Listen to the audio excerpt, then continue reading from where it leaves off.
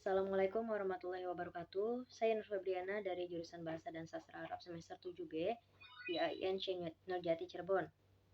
Baik, di video kali ini saya akan membahas salah satu materi dari mata kuliah At-Tashmim At-Ta'limi atau dalam bahasa Indonesia yaitu desain pembelajaran. Nah, dalam video kali ini saya akan membahas 4 poin. Yang pertama adalah pengertian dari desain pembelajaran, yang kedua yaitu kriteria dari desain pembelajaran, yang ketiga itu desain pembelajaran sendiri, dan yang terakhir itu ada model-model desain pembelajaran. Baik, untuk menghemat waktu, kita langsung ke pembahasan yang pertama yaitu pengertian dari desain pembelajaran. Ada beberapa ilmuwan yang mendefinisikan apa itu desain pembelajaran. Yang pertama ada Herbert Simon dan Carey dari tahun 2006 mendefinisikan bahwa desain sebagai proses pemecahan masalah.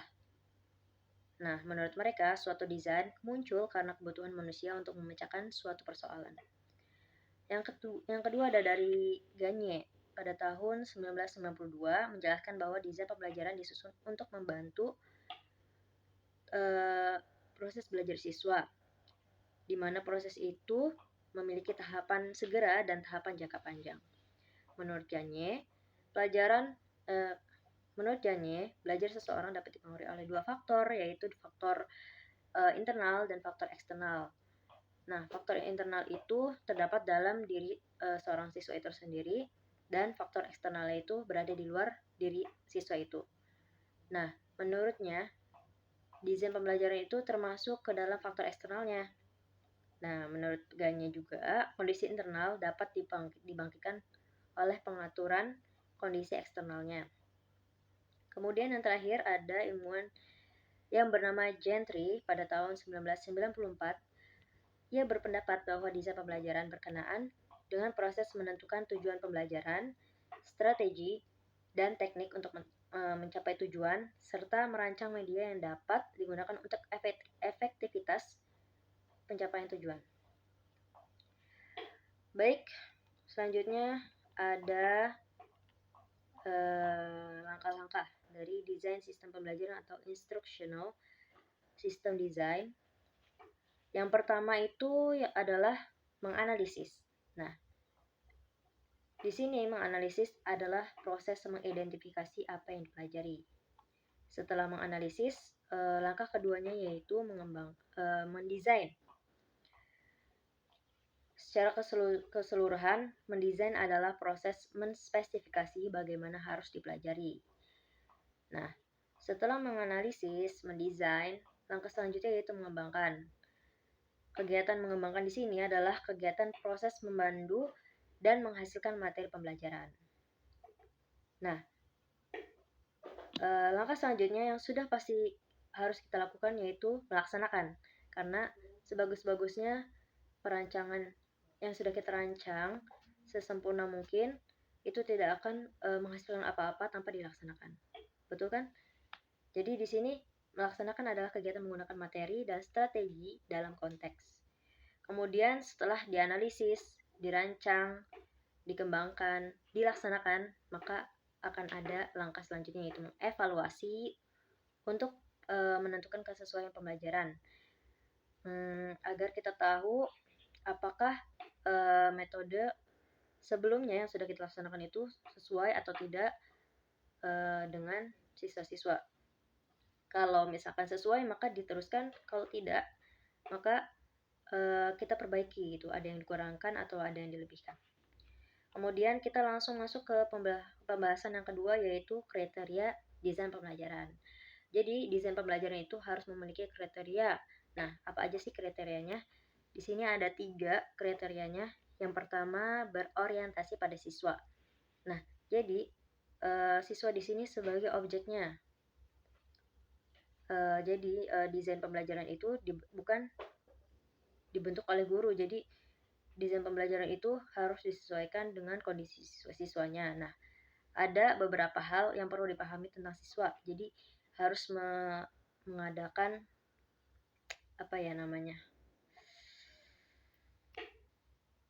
penyuluhan dulu. Jadi kayak ada penelitian dulu tentang siswanya. Nah, apa aja sih yang harus diketahui tentang siswa? Yang pertama ada kemampuan dasarnya, serta yang kedua udah pasti ada kita harus mengetahui gaya belajar siswa-siswa.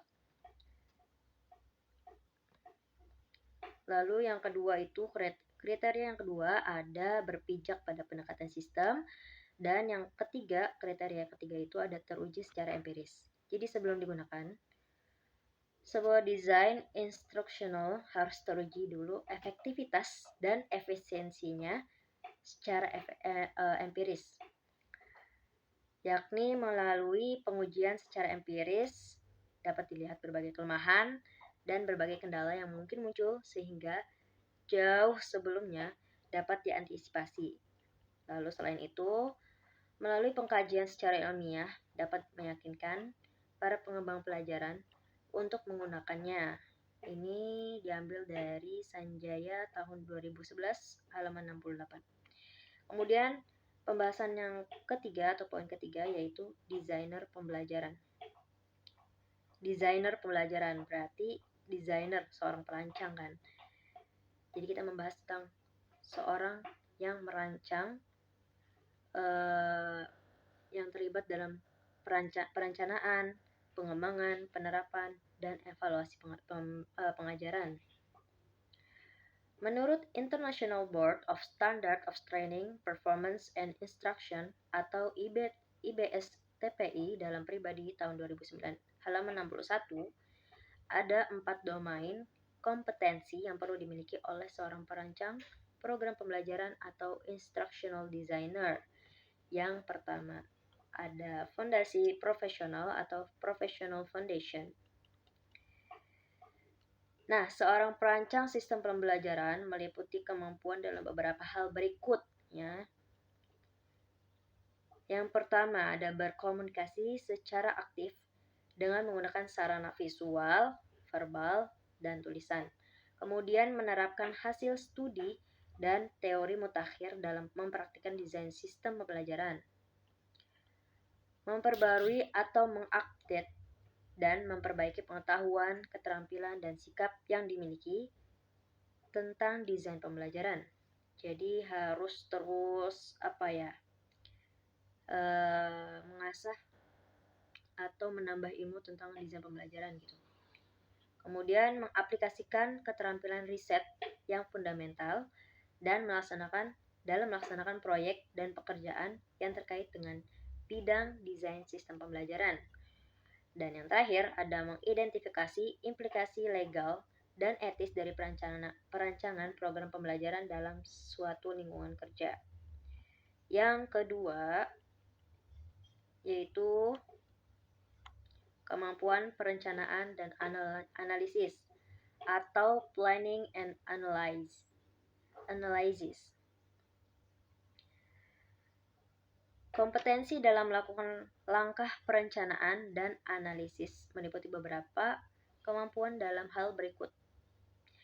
Yang pertama adalah melaksanakan analisis kebutuhan atau needed assessment, merancang kurikulum atau program, memilih dan menggunakan berbagai teknik untuk menetapkan materi pembelajaran atau pelatihan, mengidentifikasi dan membuat deskripsi tentang karakteristik target populasi atau audiens, menganalisis lingkungan tempat berlangsungnya program pembelajaran atau pelatihan, menganalisis karakteristik lingkungan, menganalisis karakteristik teknologi yang tersedia dan teknologi yang tengah berkembang serta pemanfaatannya dalam lingkungan pembelajaran. Kemudian yang terakhir ada menganalisis unsur-unsur situasional sebelum membuat rancangan solusi dan strategi yang bersifat final. Kemudian yang ketiga yaitu kemampuan perancangan dan pengembangan atau design and development. Kemampuan dalam melakukan perancangan dan pengembangan program pembelajaran meliputi kemampuan dalam hal ini sebagai berikut: memilih, memodifikasi, menciptakan desain, dan mengembangkan model yang tepat untuk pelaksanaan pekerjaan yang terkait dengan desain dan pengembangan sistem pembelajaran. Kemudian memilih dan menggunakan berbagai teknik untuk membuat definisi, sistematika, materi dan strategi pembelajaran. Memilih dan memodifikasi materi pembelajaran yang telah ada, mengembangkan materi pembelajaran yang sesuai dengan kebutuhan. Mendesain program pembelajaran yang mencerminkan adanya keragaman karakteristik siswa dan kelompok siswa. Kemudian terakhir ada mengevaluasi dan menilai program pembelajaran serta dampaknya terhadap pencapaian kompetensi siswa. Yang keempat, yaitu kemampuan implementasi dan manajemen atau implementation dan atau management. Yaitu kompetensi dalam melaksanakan dan mengelola program pembelajaran meliputi beberapa kemampuan tersebut. Merancang dan mengelola pekerjaan desain sistem pembelajaran, meningkatkan kolaborasi, kemitraan, dan hubungan dengan orang atau personel yang terlibat dalam pekerjaan desain sistem pembelajaran. Menerapkan keterampilan bisnis dalam mengelola pekerjaan desain sistem pembelajaran, mendesain sistem pengelolaan program pembelajaran atau pelatihan, mengimplementasikan program pembelajaran yang efektif atau efisien. Seperti itu teman-teman. Kemudian kita beralih ke pembahasan atau poin keempat, yaitu model-model desain instructional atau desain pembelajaran. Ada beberapa model. Yang pertama itu model CAM. Nah, CAM itu diambil dari orang yang membentuk model ini. Jadi CAM itu 6 orang itu. Nah, komponen-komponen dalam suatu desain instructional menurut CAM adalah yang pertama hasil yang ingin dicapai, yang kedua analisis tes mata pelajaran, yang ketiga tujuan khusus belajar, yang keempat ada aktivitas belajar, yang kelima sumber belajar, yang keenam layanan pendukung, yang ketujuh ada evaluasi belajar, yang kedelapan ada tes awal, dan yang terakhir ada karakteristik belajar.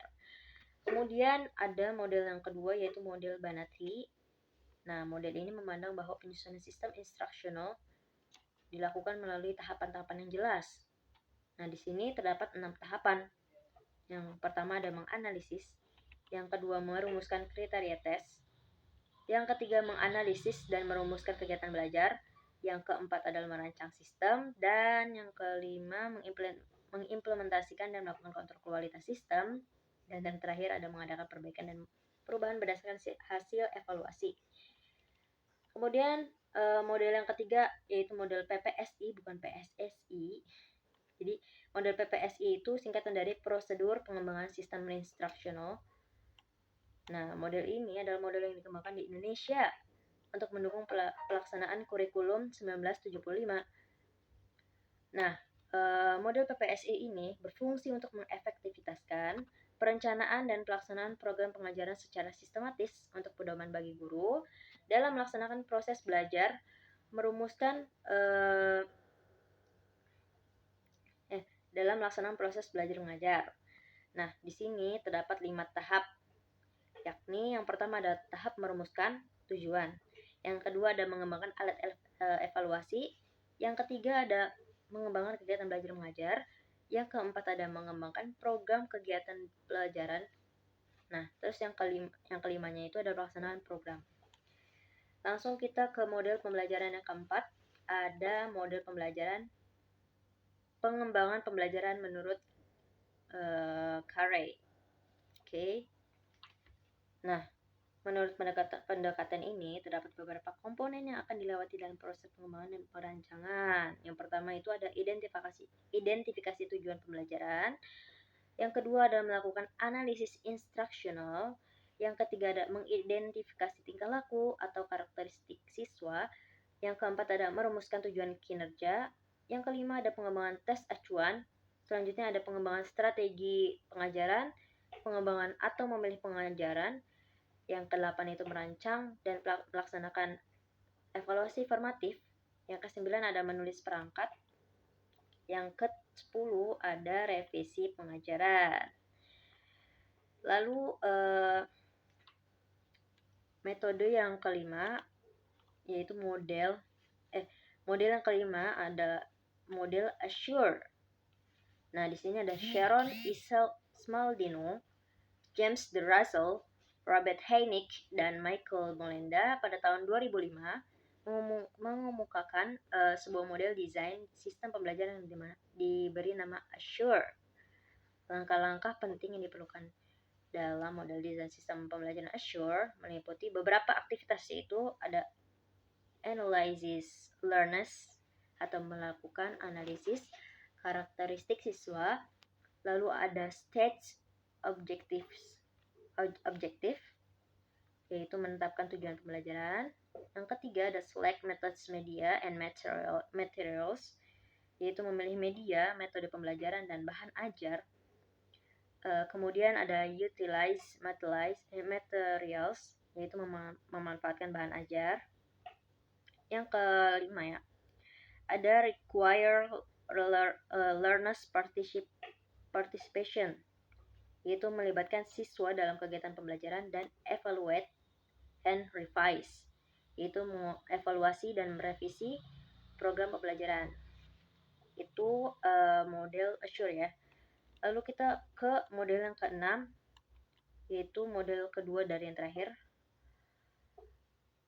yaitu model Smith dan Ragan.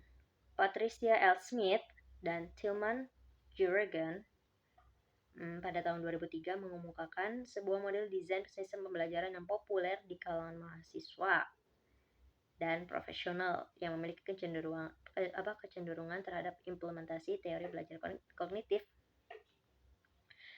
Ini ada beberapa langkah dan prosedur pokoknya dalam model Smith dan Ragan ini. Yang pertama ada analisis lingkungan belajar, ada analisis karakteristik siswa, analisis tugas pembelajaran, ada menulis butir tes, menentukan strategi pembelajaran, memproduksi program pembelajaran, melaksanakan evaluasi formatif, dan merevisi program pembelajaran. Itu udah pasti banget ya. Dan yang terakhir, yaitu ada model EDDI. Dalam satu model desain sistem pembelajaran yang memperhatikan, maksudnya salah satu model desain sistem pembelajaran yang memperhatikan tahapan-tahapan dasar desain sistem pembelajaran yang sederhana dan mudah dipelajari adalah model EDDI ternyata guys.